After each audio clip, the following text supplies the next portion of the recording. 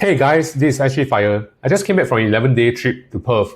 This is the second trip I've made for this year, after one I've made in Nagoya in May this year. The interest will be on my expenses for this trip and the impact to my portfolio. This is not my first trip to Australia, but I thought it would be useful to share some of my observations for Perth in this video. And then in between, I also share some of the expenses incurred for the trip itself. To recap, I took a decision to go for FIRE early this year. FIRE meaning financial independence, retire early, with $2 million SGD in tow. So bottom line to myself is that if I feel that there's a downgrade to the standard of living for my family, not so much for myself, then I will find another source of income. In the next video, I'll probably do an update to my portfolio with all the recent bull runs. The total expense for 4 packs, 3 adults and 1 toddler, is 8,150 Sing dollars for a span of around 11 days. The purpose of the trip really is to broaden the horizon for my child and create more memories for her with the interaction with all the animals. For my in-law, really is to bring her to overseas trip wherever possible. And for my wife, is to have her experience a change of pace in life. And for myself, to really satisfy my own driving crave, since I don't drive in SG, and it's much easier and much nicer to drive overseas. The airfare was $2,715 on SQ. We got it on a discount, and I got myself an extra leg room. It's 25% off for the toddler because she just passed 2 years old. Our Airbnb is ran by an ex-Singaporean. He basically put a 20-feet container behind his backyard, but at least we still have a small garden to ourselves. His location is near to the Albany Highway, where you have a lot of different variety of food, and it is also near to a supermarket. There's good variety of food, both Western and Asian, perhaps even more so than Western restaurants. You have Chinese, you have Korean, you have Vietnamese, you have Malaysian, you have Singaporean food. So it's not really an issue. But prices can be high. It's like 15 Australian dollars to 25 Australian dollars. But portions are huge. So 2 dishes can easily feed 3 people or even 4 people. Tap water is provided free of charge. But there's no hawker culture. If you want to go for food courts, yes, they are available in shopping malls. There are those stores whereby you can buy container boxes and you just fill the dishes to rim. So you can select, it's like cai png, but you can select what dish you want and how much of the particular dish that you prefer. If you're using debit card or credit card, most restaurants will actually charge you 1% to 5%. And sometimes if you're using cash, you can actually get discounts off your bills. Shopping-wise, most shops in the shopping mall closes at 5 p.m. unless it's on Thursday. The chain supermarkets such as Woolworths and Co. typically opens until 9 p.m. while other stores are closed. So it feels a bit like the COVID era where only essentials are open. The self-checkout counters are also very common, and it's very similar to those you found in Singapore.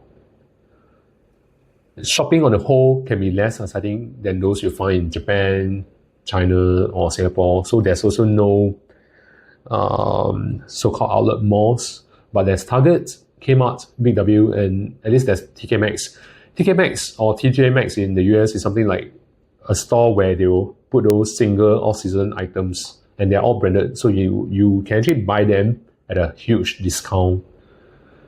Farmer markets wise are available on Friday, Saturdays, and Sundays. So farmer markets are those community markets where the farmers will show off their local produce and you can buy them.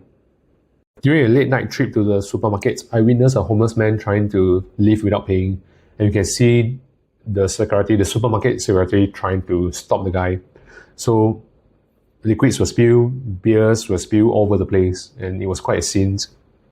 In terms of the food expenses for 3 packs, it amounts to Singapore dollars, $1,073. Most locals will actually rent No Birds for fast free experience. That's the name of a car rental company. For myself, I rented 6 just because I have to return the vehicle at all hours, and they have a booth right opposite the airport.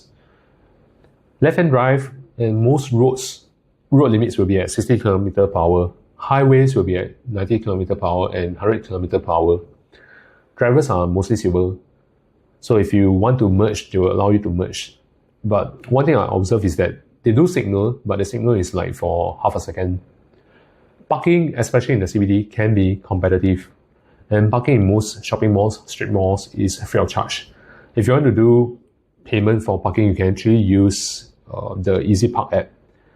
It's a lifesaver. It's convenient because you can just pay based on the amount, the duration that you park for, even for street parking. I've attached a video at the end of this to show you how exactly to set up the app. It's quite simple.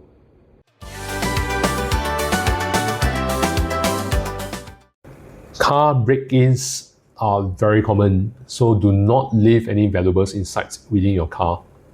Okay, so in many ways, Singapore's safety is unmatched. In terms of the driving expenses, car rental, petrol, and parking, it adds up to around $1,334.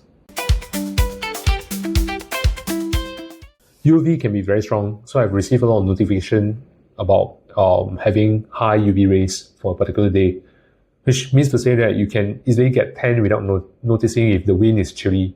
So you need to apply a lot of suntan lotion, especially for the little one. And there's a lot of flies, so they can stick to our mouth, but at least they don't bite.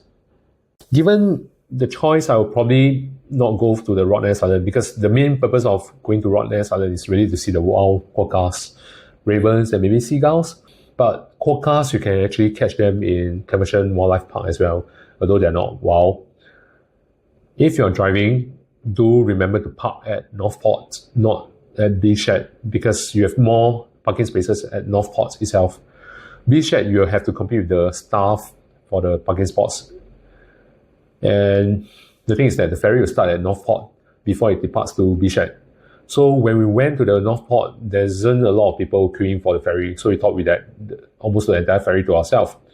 But when we went over to the Beachhead, there's a lot of people, and the ferry is full to the max capacity. The Rottnest Island expenses alone for the ferry and the admission fee cost $288.35. We went to the Pinnacle Desert really just to catch the Milky Way and the stars. You get to see the large Magellan Cloud and the small Magellan Clouds. Those are something that you can't see in Singapore. The tour guides were knowledgeable about the stars, can point out all the different constellations that were fantastic. But the trip there was awful because the bus was filled to capacity and the three of us have to be seated separately. So even though there were a lot of like single seats, but the guide wasn't really able to help us, to put us together. So it's really not a pleasant ride for the little one, who can be very cranky along the journey. The total expense for 4 packs, 3 adults and 1 toddler, is 8,150 Sing dollars for a span of around 11 days.